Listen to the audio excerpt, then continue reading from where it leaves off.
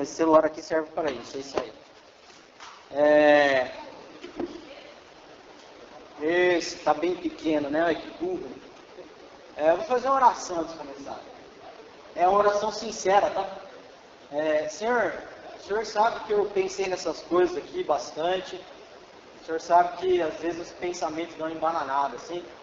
Eu peço que o Senhor me ajude a selecionar as coisas certas para falar para os meus irmãos de maneira que eles entendam. Em nome de Jesus, amém.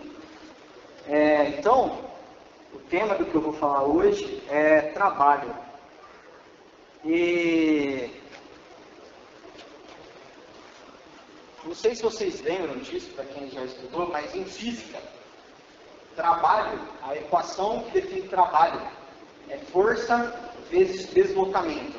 Então, trabalhar é imprimir força em algo de modo que essa coisa saia do lugar. Então, às vezes, pode ser que você faz força, mas não realiza trabalho. Porque você faz força, mas aquilo não está saindo do lugar. E Jesus, quando ele vai falar assim da nossa vida, ele diz que a vida de cada pessoa é um caminho. Ou seja, a vida de todos nós é um deslocamento. Então ele diz que alguns vão andar por um caminho estreito, ou seja, vão realizar um trabalho que vai levá-los por um caminho estreito, enquanto que outras pessoas vão realizar um tipo de trabalho que os leva por um caminho largo. Então, se você for pensar assim também no funcionamento do universo, inclusive quando você está aí sentado, ainda que você não esteja se movimentando, se você pensar que a Terra está girando, que a galáxia está se movimentando, então a vida, eu vou falar da Bíblia, tá? Uma hora eu vou falar da Bíblia. A vida em geral, o universo, tudo se resume a trabalho. Por quê? Porque nesse momento, por exemplo, existe uma força que o Sol exerce sobre a Terra, que faz com que a Terra se mantenha nessa órbita. Então, na vida, absolutamente todas as coisas estão conectadas a trabalho. Seja o trabalho que a gente realiza de verdade, ou até nos nossos relacionamentos, por exemplo. Quando você se relaciona com uma pessoa, isso é um trabalho. Se relacionar dá trabalho, né? Amar dá trabalho, né? Tudo na vida dá trabalho. E ser trabalhador é uma das definições que Jesus deu para Deus. Jesus falou assim de Deus: olha, o meu Pai, ele trabalha até hoje, e eu trabalho também. De uma perspectiva material, se você for olhar para a vida de Jesus e para a vida de um trabalhador material que ele foi, tem uma coisa muito interessante. Quando Jesus nasce, ele é muito, mas muito pobre. Muito pobre. Quando a gente pega lá o presépio que o pessoal costuma fazer, a gente faz aquele presépio americano, né? Então, uma estrebaria é uma casinha de madeira, com teto de madeira, que tem os animais ali. Só que assim, a verdade mesmo é que Jesus nasceu num lugar que é muito mais parecido com o que a gente conhece hoje como mangueira. Quem já foi numa mangueira, meu pai sabe que é uma mangueira. Mangueira é um lugar onde lá você recolhe os bois, não sei o que lá. E se você for numa mangueira, eu te aconselho a pôr galocha. Então o pessoal acha que boiadeiro usa bota porque é bonito. Não é. É porque a hora que você vai na mangueira, as fezes vêm até, né? Então você vai pisar em excremento de animal. Então Jesus ele era tão pobre que Deus escolheu para ele um lugar de nascer em que a mãe dele e o pai dele, ele nasceria num lugar cheio de fezes de animais. Como Jesus era realmente uma pessoa muito pobre, ele passou a vida dele sendo muito pobre. Jesus era tão pobre que ele precisou fazer uma viagem quando ele nasceu. E na viagem que ele fez, Deus precisou mandar uns magos lá do Oriente para trazer ouro, incenso e mirra para ele. Às vezes a gente acha que isso é uma atitude de adoração, não é só uma atitude de adoração.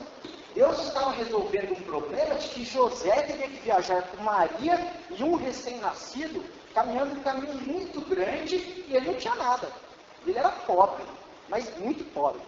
E aí, Jesus ele passa uma vida de muito trabalho. Jesus era o maior trabalhador que já existiu nessa terra. Eu vou dar só um exemplo para você entender. Se você olhar lá no texto bíblico em João, Jesus ressuscita, Jesus ele é morto, ele passa por tudo aquilo que vocês já sabem quando ele morre, e ele ressuscita, e vão primeiro, segundo o relato de João, né, porque os relatos eles são meio diferentes. Então, segundo o relato de João, as mulheres vão primeiro ao túmulo, depois elas vêm e chamam Pedro e João e eles vão ao túmulo. Olha só o que eles encontram no túmulo de Jesus. Jesus tinha sido morto, passado por todas as dificuldades do mundo. E quando Jesus morreu, ele foi crucificado sem roupa, né? Então, precisou um homem, José de Arimateia, ir lá, pegar o corpo de Jesus, colocar no ombro e levar para um túmulo emprestado. José de Arimateia provavelmente diz que ele pegou um lençol, então ele pegou um lençol para envolver o corpo de Jesus, e Jesus foi envolvido com faixas na cabeça. A hora que os discípulos chegam no túmulo de Jesus, Jesus não está lá. O lençol e as faixas estavam dobrados. Isso é um negócio assim, que quando eu vi isso pela primeira vez, eu falei assim, meu, que tipo de homem é esse? Que tipo de homem é esse que foi morto pelas pessoas, ele foi cuspido, ele foi transpassado, ele passou pela morte, ele ressuscitou, e na hora que ele ressuscita, ele pensa assim, esse lençol é do meu irmão, eu vou deixar aqui dobradinho para ele pegar depois. Olha o nível de consciência de trabalho que Jesus possuía. O nível de consciência de que, às vezes, eu na minha casa, eu terminei de tomar lá alguma coisa que eu estou sentado no sofá, eu vou fazer uma outra coisa e eu deixo meu copo no sofá. O André sabe disso. Jesus, ele tinha ressuscitado, ele era Deus, ele estava com o corpo glorificado, ele era o rei do mundo, e ele parou para dobrar um lençol. Se já existiu nesse planeta um trabalhador que fosse assim, como Jesus, eu não conheço, nunca vi. E eu estava falando de Jesus ser muito pobre, eu demonstrei que ele é um excelente trabalhador, nunca existiu um homem como esse, a ponto de dobrar um lençol na hora que ele ressuscita. Quando Jesus termina o seu ministério, ele não tinha dinheiro para comprar um travesseiro, porque ele vira e fala assim, eu não tenho onde reclinar a minha cabeça. E ele não tinha dinheiro para comprar a copa dele. Por quê? Porque o trabalho de Jesus nunca foi um trabalho material. Toda essa força de trabalho que ele imprimiu na vida dele, foi para abençoar pessoas. Beleza? Então, pensando nisso, né? Eu fiquei pensando no que pode ter levado assim, Jesus a ter essa consciência, a ponto dele ressuscitar e dobrar um lençol. O que tinha na mente desse homem, que fez ele ter essa coisa simples, mas genial? E eu pensei num texto lá do primeiro trabalho que foi realizado no universo, que é o trabalho de Deus. Então vamos ler lá, Gênesis 1. E eu vou lendo, e eu vou parando e eu vou explicando. Então, Gênesis 1 diz assim, no princípio Deus criou os céus e a terra.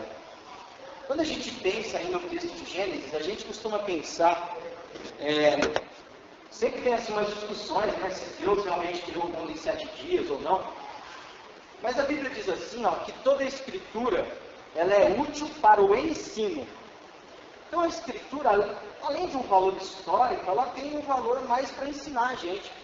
Então, se Deus parou para explicar para Moisés como é que ele fez cada coisinha, é porque isso tinha mais coisas que a gente podia entender. Então, essa primeira frase que aparece na Bíblia, eu vou reescrever ela. No português, as frases elas são assim, sujeito e predicado. Não sei se vocês lembram disso. Então, o sujeito é a pessoa que pratica a ação. E o predicado é o resto. Beleza? É assim que a gente aprende lá. A professora falava assim para mim, o resto. Pode pular um aí, Lívia, fazendo favor. Pode.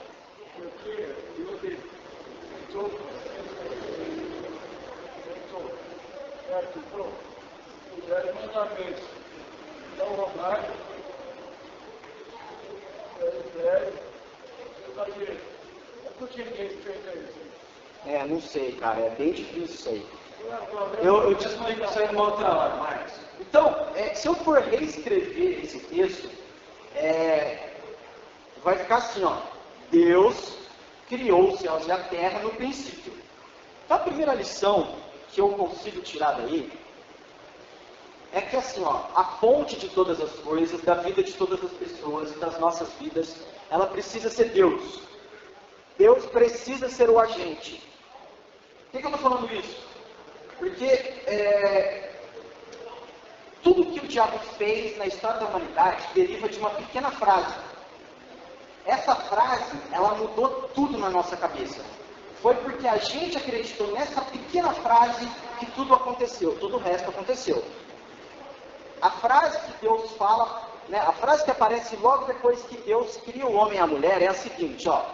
Tendo criado o homem e a mulher, tendo criado Adão e Eva, Deus os abençoou e disse, frutifiquem, ou seja, deem frutos. Então, essa frase, Deus os abençoou e disse, frutifiquem, essa deveria ser a frase que governava toda a vida humana, que é Deus tomando a atitude de abençoar e de dizer coisas. Nós ouvimos isso que Deus falou e então passamos a frutificar, passamos a trabalhar.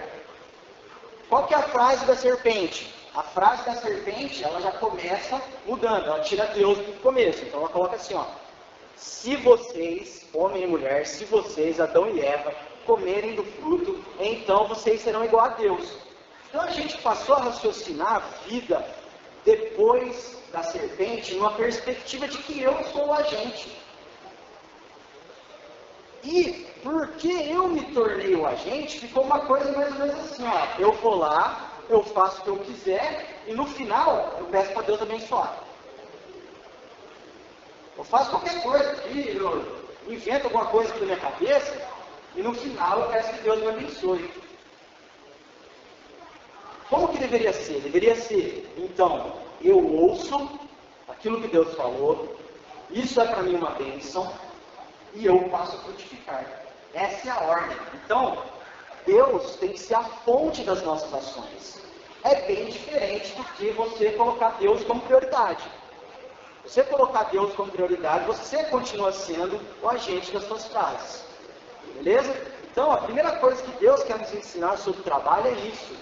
Que para que a gente consiga fazer algum trabalho que realize qualquer tipo de deslocamento, esse trabalho tem que ser um trabalho que vá de acordo com a lógica de Deus. E a lógica de Deus é Deus fala, a gente ouve e faz. Beleza? Aí, nessa mesma frase, já tem a segunda. Pode puxar, Lucas, por favor.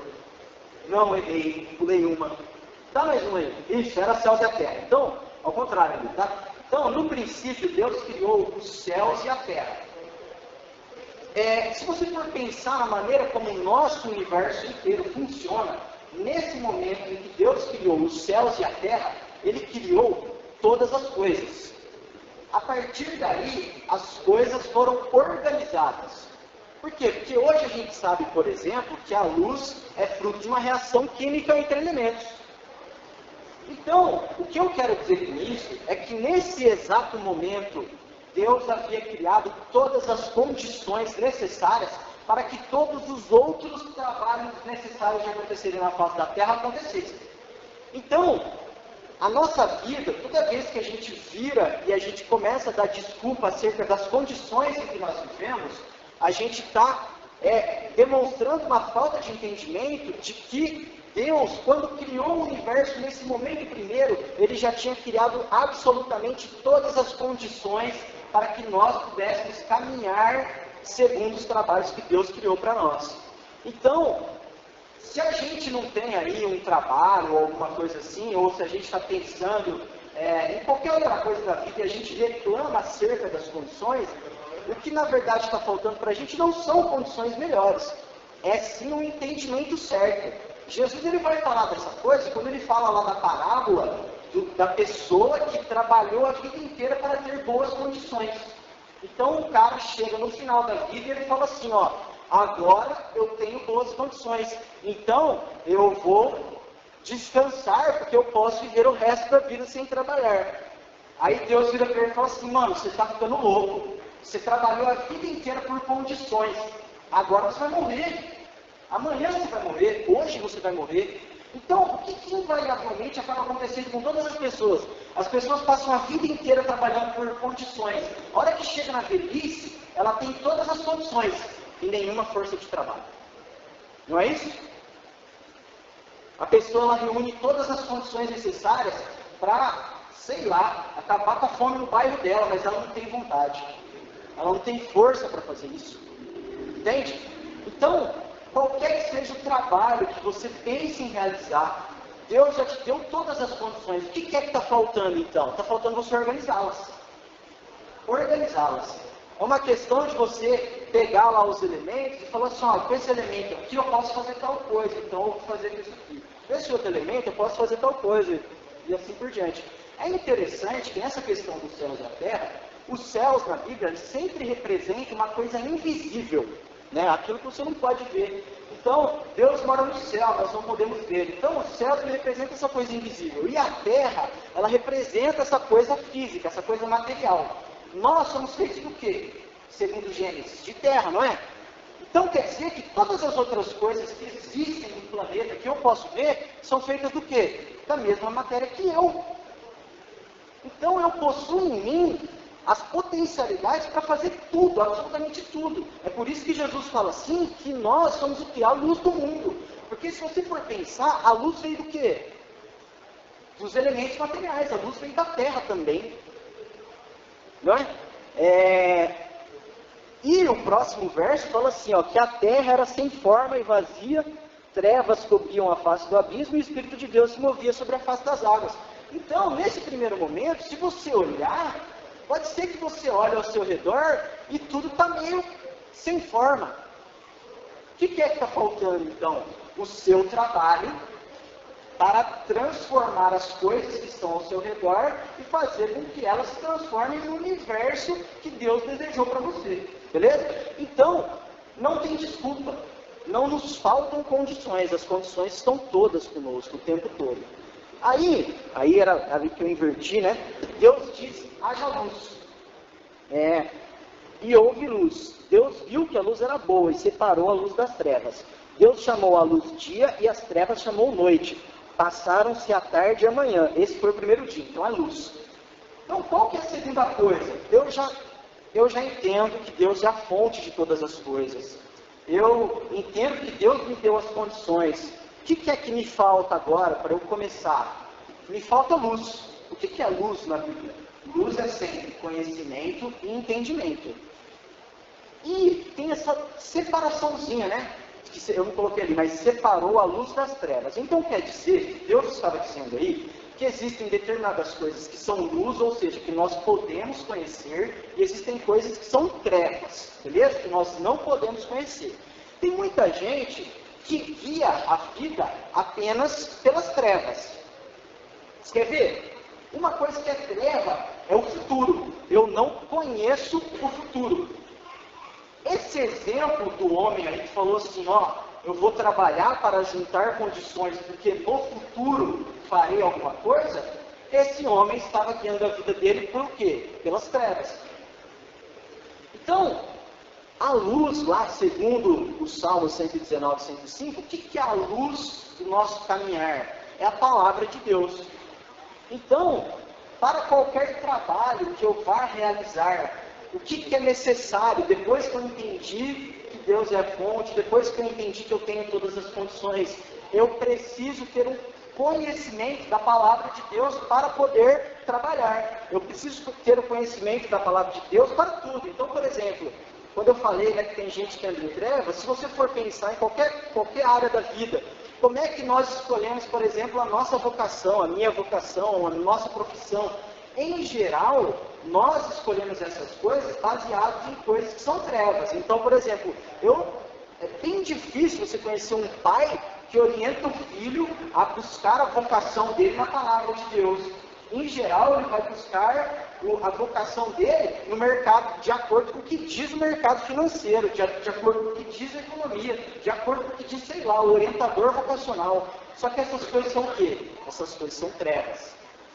Por quê? Porque embora seja possível você dizer que no futuro uma determinada profissão vai ser boa, a grande verdade é que a gente não sabe. Não é? Aí depois dos céus e a terra, fala assim, ó, depois disse Deus, haja entre as águas um firmamento que separe águas de águas. Então Deus fez o firmamento e separou as águas que ficaram abaixo do firmamento das que ficaram por cima, e assim foi. Ao firmamento, Deus chamou o céu, passaram a tarde e a manhã, esse foi o segundo dia. Então, já tinha mais um? Então, aqui Deus está criando as condições para que no mundo haja movimento. Entende?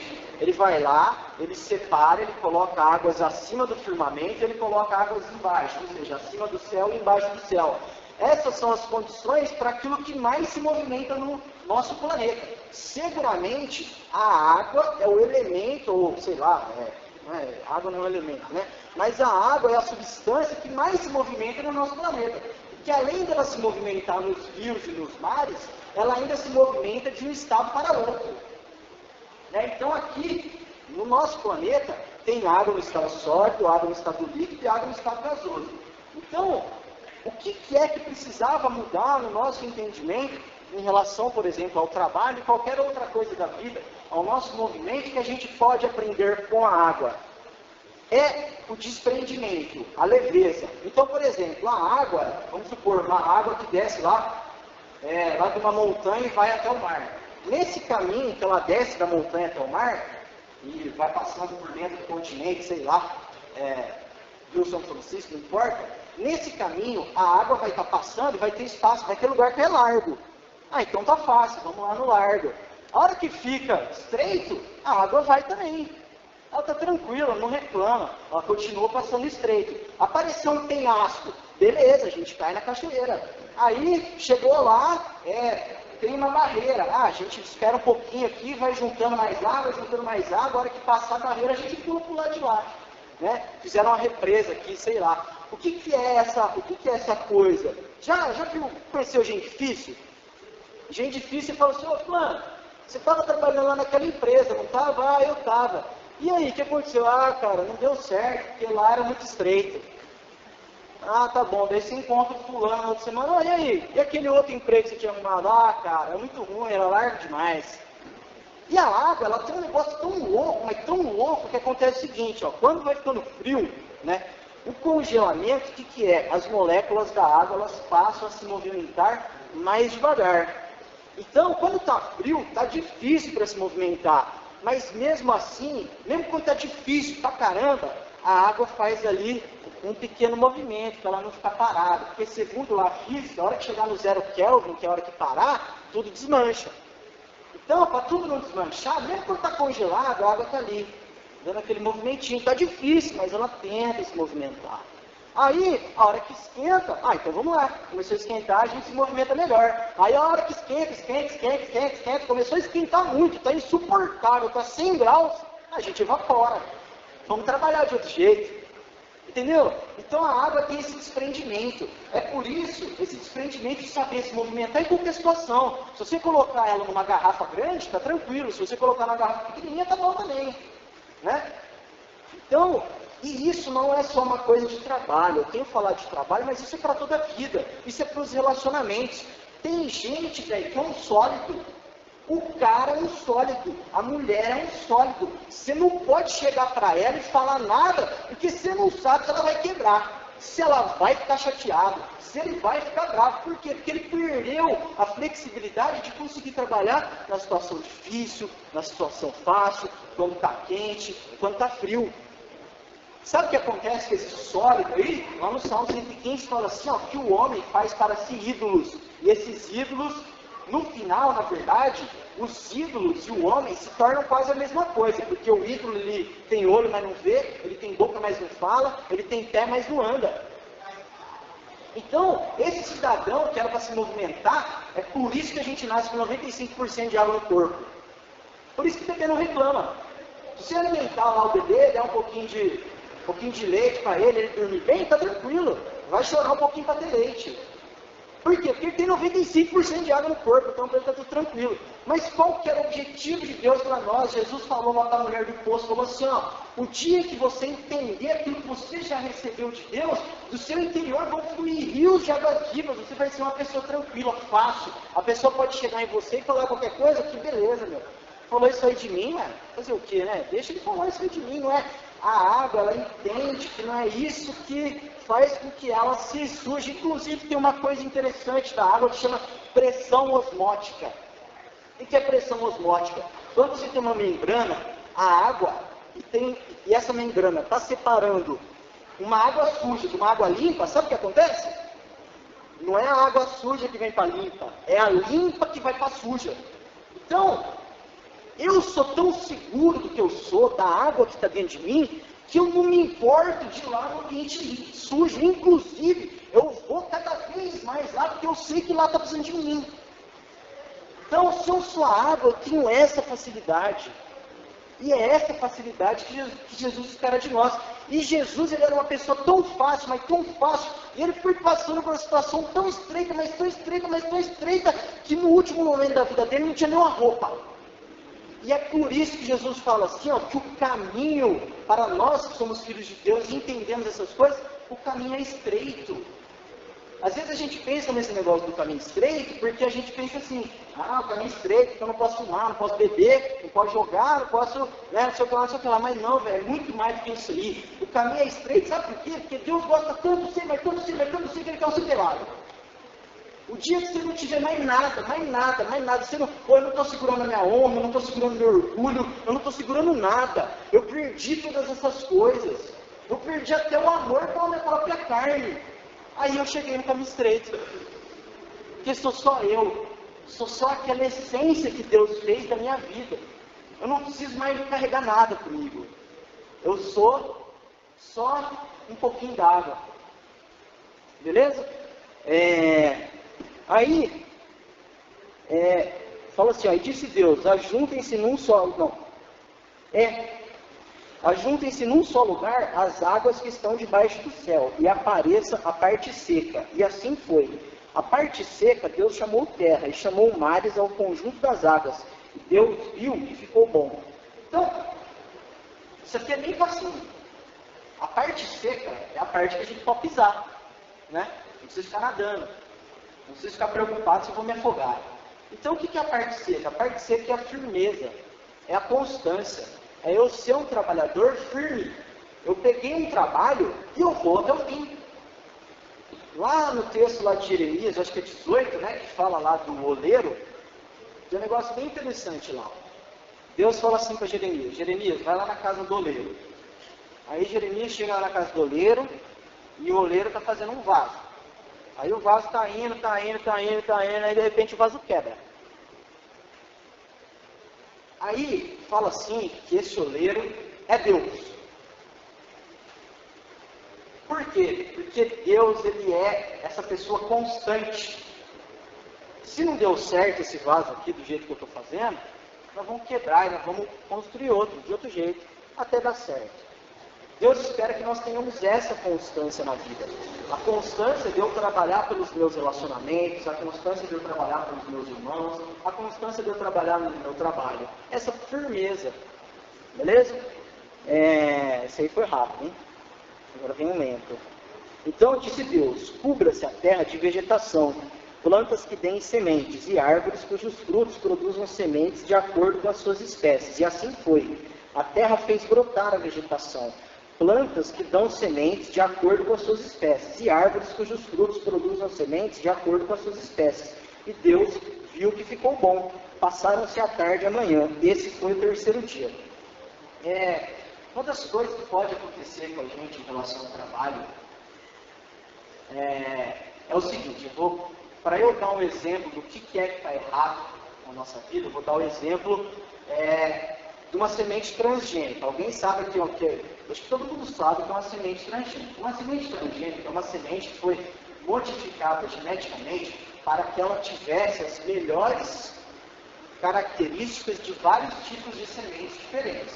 Então, pegou lá uma semente que era boa para plantar no inverno misturou com a semente lá que resistia a uma determinada praga e misturou com uma outra semente lá que o fruto ficava maior. Só a semente transgênica. Só que isso é muito legal. A semente transgênica, ela frutifica muito, mas muito mais. E você perde muito menos do que uma semente normal. Mas sabe qual que é o detalhe da semente transgênica? A semente que nasce da semente transgênica, ela não frutifica mais. O que isso tem a ver com nós? Isso tem a ver com a gente o seguinte, ó. Às vezes, vocês estão me vendo aqui falar hoje, e pode acontecer um negócio assim, vocês acharem muito legal o que eu estou falando. E vocês de repente caminharem perto de mim, vocês acharem as minhas características boas. Vocês falam assim, ó, Gustavo é legal, ele faz as coisas mais ou menos certo, ele fala umas coisinhas interessantes enquanto ele está falando. E aí você pode querer tentar copiar o que eu estou fazendo. O que eu estou fazendo. O que isso vai acontecer invariavelmente? No começo vai ser super legal. Eu posso ter 5.000 admiradores. 5.000 pessoas que me admiram. Que olham para mim e elas querem ser como eu.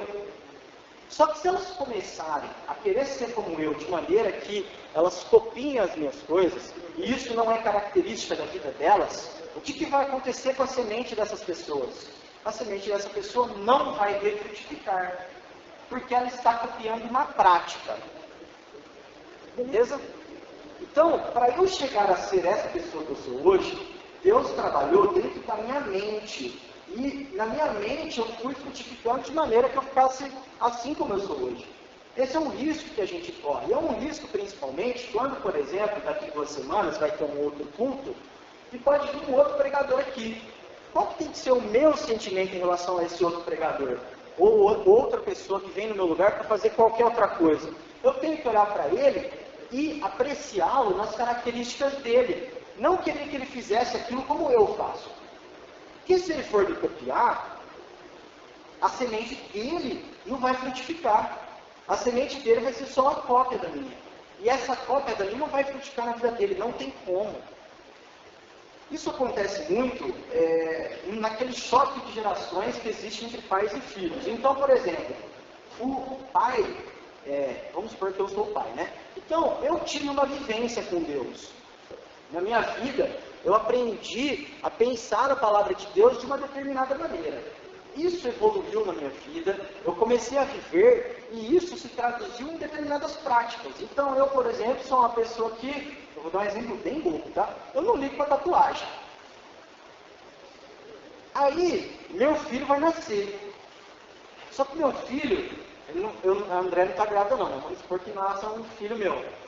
Ele vai nascer. E ele vai ter uma outra vivência com Deus. Deus vai trabalhar na vida dele de outra maneira. E isso vai se traduzir em uma outra prática. O que invariavelmente acontece? Eu começo a implicar com meu filho, não pelo coração dele, mas pela prática. Aí eu paro de querer orientar o meu filho a ter o coração voltado para Deus, a ter a semente dele voltada para Deus, o pensamento dele voltado para Deus, e eu começo a orientá-lo no sentido de que ele tenha as mesmas práticas que eu. E o que vai acontecer? Vai acontecer que o Deus que eu estou apresentando para ele não faz sentido nenhum para ele. Porque ele é um Deus que meu pai me apresentou, que exige determinadas práticas que são irracionais. Então, o que é que eu tenho que passar para as outras pessoas? O que é que eu tenho que ensinar para as outras pessoas? O que é que as outras pessoas podem copiar de mim? A minha motivação apenas. A motivação que eu tenho de agradar a Deus. Só. Aquela semente que Deus plantou na minha vida, para que essa semente frutificasse. Mas na vida do outro, isso vai frutificar de outro jeito. E essa é a bênção de Deus. É aquela velha coisa que eu já falei aqui no galpão 1 milhão de vezes, da gente querer que limoeiro dê jaca. né? A gente querer que pé de melancia de laranja. Por quê? Porque eu preciso apreciar a semente de Deus que está na vida do outro. E regar a semente de Deus que está na vida do outro, para que ela frutifique segundo o outro. Não segundo eu.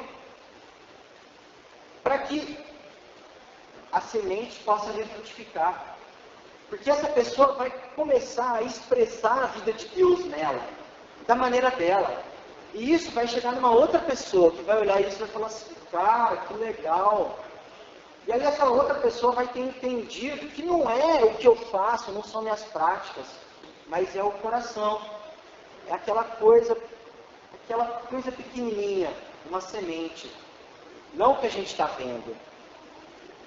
Caramba, eu acho que eu fui bem mais rápido do que eu imaginava, hein? Aí, fala assim, ó. Disse Deus, haja luminares no firmamento do céu para separar o dia da noite.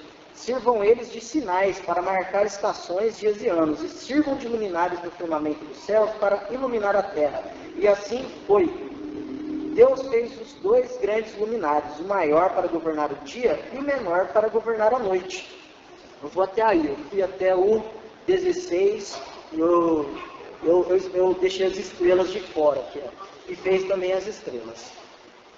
E a última coisa, é uma coisa bem assim, tranquila, que tem a ver com esse negócio da vegetação.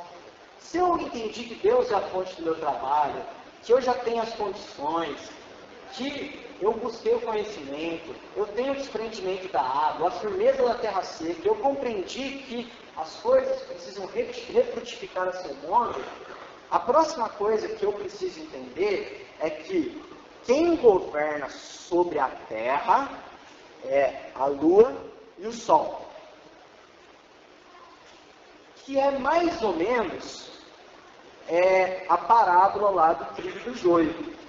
Porque uma outra coisa que pode acontecer comigo é que eu vou começar a olhar as outras coisas que estão frutificando ao meu redor e eu vou querer julgar se aquilo é bom ou ruim. E eu posso querer começar a cortar planta. Né? Eu posso querer começar a, dentre as coisas que eu estou trabalhando, escolher, por exemplo, uma determinada pessoa por quem eu não vou mais trabalhar. Porque eu, daqui de baixo, julguei que aquela pessoa não era mais trigo e que eu poderia parar de trabalhar por ela. Só que, na verdade, quem olha as coisas de cima e pode dizer, agora é luz e agora é trevas, é o céu. É o céu que sabe dessas coisas. Então, isso sim, isso me deixa muito tranquilo, mas sim, muito, muito mesmo. Porque eu sei que se eu trabalhar daquelas outras maneiras, o céu vai fazer o papel dele. O céu é que vai dar o conhecimento, o céu é que no final vai dizer o que é trigo e o que é joio. Então, para mim, está sossegado.